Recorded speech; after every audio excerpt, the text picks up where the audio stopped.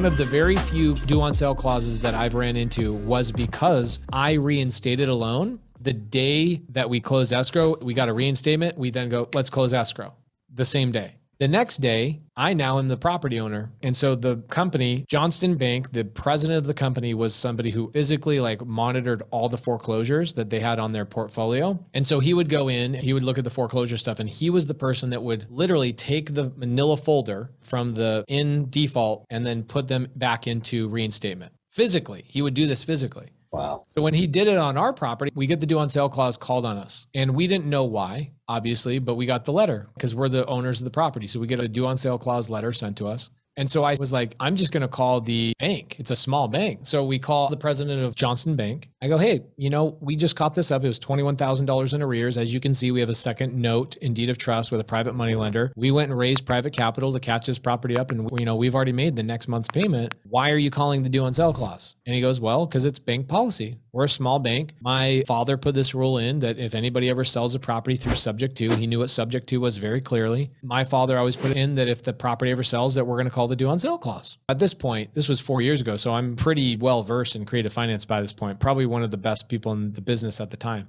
So I knew to ask the question. So I go, okay, well, what your other clients that have bought houses subject to, what have you advised them to do if the due on sale clause got called on them? He goes, oh, we just tell them to deed the property back to the original owner and then repurchase it on an agreement for sale. I go, okay, well, we can do that easy. I've done that a few times. That's super easy. And so he advised me exactly what to do. And so I go, okay, well, I'll do that. And I go, is there anything creative you've seen other people do that nobody else has done before? And he goes, I've seen people deed the property back to the owner and then repurchase on a lease option. And I'm like, I really don't like that because then I don't have actual ownership of the property. And so what I did is I came up with a creative way to rebuy that property. So the way I rebought that property is I rebought it on a lease option, and my option price is the remaining mortgage balance at the time that I execute my option. That's the option price. So my option price changes every single day.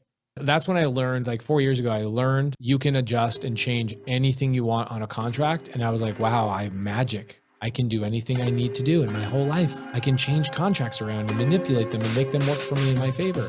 I'm magic.